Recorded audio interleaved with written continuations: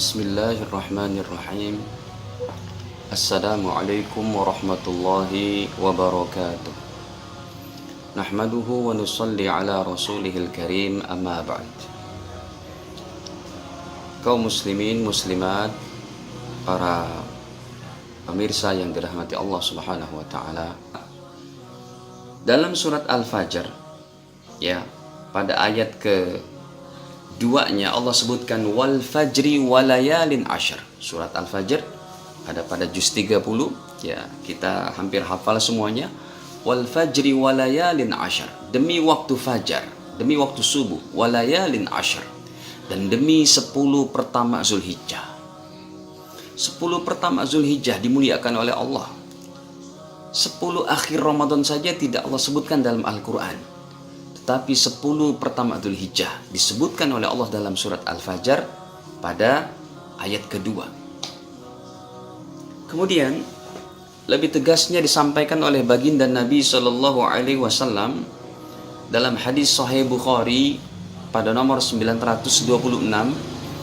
Baginda Nabi bersabda, "Mal amal fi ayyamil ashar afdal minal amal fi hadih." Tidak ada amal soleh yang lebih hebat di sisi Allah melainkan amal soleh yang dikerjakan pada 10 pertama Dzulhijjah.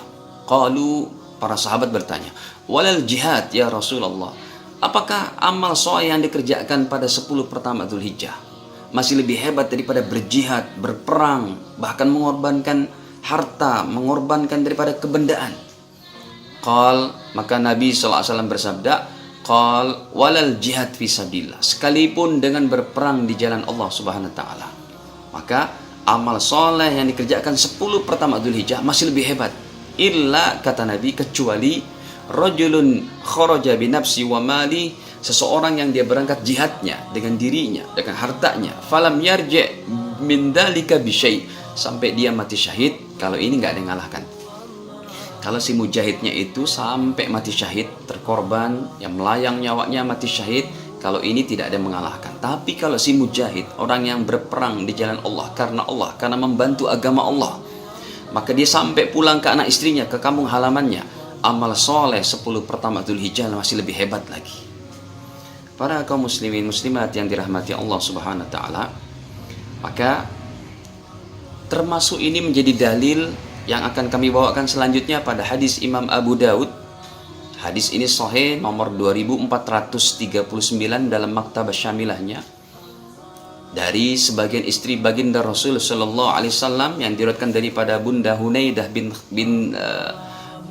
maksud kami dari Hunaidah bin Khalid, daripada istri-istri baginda Nabi Sallallahu Alaihi Wasallam, bahwa Nabi Sallallahu Alaihi Wasallam, kata istri-istri Nabi, karena Rasulullah SAW adalah baginda Rasul SAW yasumu tis'adil hijjah, adalah Nabi SAW berpuasa 9 hari bulan Zulhijjah.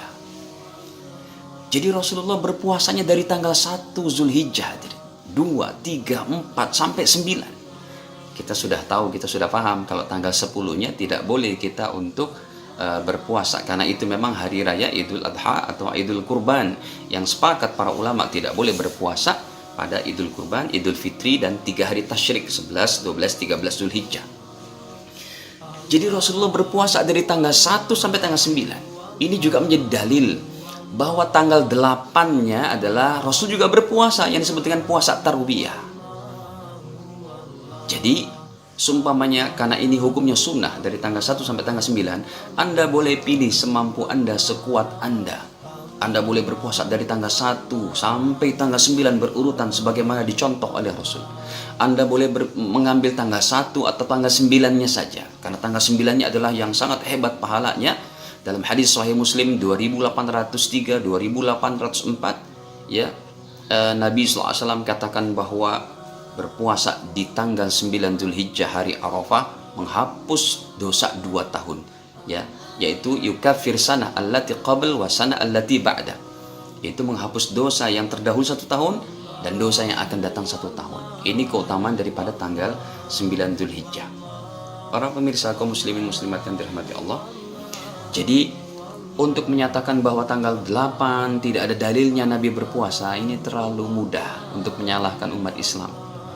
Ya, bahkan para ulama sudah bersepakat puasa di bulan-bulan haram ini adalah, sekalipun kita niatkan puasa di bulan Dzulhijjah saja, adalah diperbolehkan dan menjadi sunnah. Sebagaimana fatwa Al-Imam Nawawi dalam syarah Sahih Muslimnya, beliau katakan bahwa annan nabiyya sallallahu alaihi wasallam nadaba ila saum fil ashhuril hurum.